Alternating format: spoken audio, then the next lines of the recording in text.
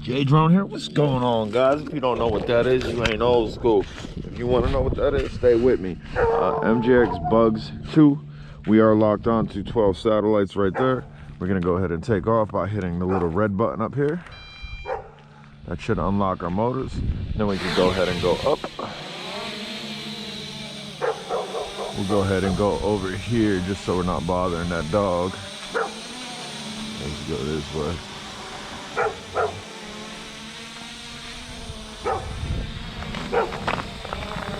Get away from the dog a little bit, go in the side yard here. Then we'll go ahead and turn it around and we'll drop it down. And as you can see, she sits really nicely. This drone has traveled the entire United States. It's traveled Route 66. It's been down to New Orleans. It's been all over Florida. And it's still kicking. This is the original battery too. We don't gotta go around it, we can show you. You can see the red on the back. This is the battery compartment right there. Often I use a different battery, a black one, a silver one, because there was other companies that came out with this drone. The Bugs 2 SE was a follow me version that was limited. This joint is not limited on distance or height. You do have telemetry on here. Your height, again, is H is for height and D is for distance. Guys, if you haven't subscribed to the channel, what you waiting for? What you waiting for? Who out here in sub-freezing temperatures flying old school for the love of drone, huh? Who out here doing it? I don't know many people that out here doing it. We'll go ahead and just put this up. Put it up, put it up, put it up. Pretty calm day, not too much wind. This thing could handle a little bit of wind. Nothing super crazy though. Up there maybe it's getting a little bit of wind because there ain't no cover, so you definitely need to be aware of that. And again, it's just sitting there. This is a great GPS drone. Excellent GPS drone. You can make it like the Hubsan 501 pretty easily by putting an AIO on top of it, or you can actually put a little setup on top of it. It can carry a little bit of payload, and for a long time that's actually how I ran this drone. I ran it as my FPV long range cruiser. That's I guess what you would call it. Again, it's freezing out here. You can see the LEDs. You have red on the front, you have green in the back.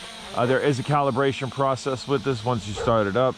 Don't skip that. Don't try to skip it. Just do your calibration process, which is basically a couple roundabout circles, and then you put the head up and you do the same thing. Again, you can see we're getting a little distance away from ourselves. We are 109 meters away from ourselves, 47 meters high. This was one of them drones, man. This is one of them drones. Hubsan 501 is definitely a little bit more advanced as far as traditional tech, as it does have 5.8 gigahertz, and the controllers were much more advanced regarding telemetry than this controller is. But this was right along the lines. This was right along the lines when those came out. This was battling for supremacy. The Bugs 3 hit the market. The Bugs 3 swept the market. And that was... Bugs 3 hit the market, and MJX probably they could probably cashed out, but then they came out with a bunch more. And these were toy grade, borderline toy grade to hobby grade drones. But they still look like toys. And that's what this drone thing is missing. DJI, they're the leader in the industry. And every other company want to make drones that look just like their drones, the little foldable Mavic looking drone. And it just, I don't know, it takes a little taste out your mouth when you're going for a toy grade, when you're going for a $100 drone, just to kick around in your backyard. This does have a decent camera on it. It is 1080p. It does take an SD card. There was also an application because this emits 5G Wi-Fi.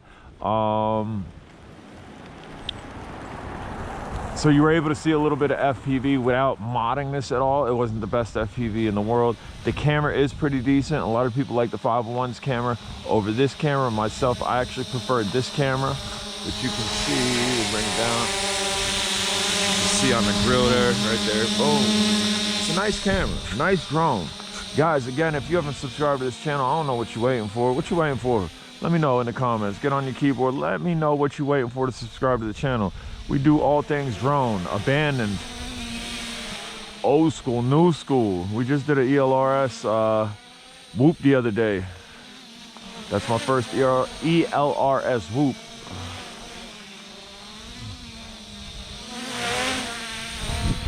Hands are freezing. We still flying here. We still flying.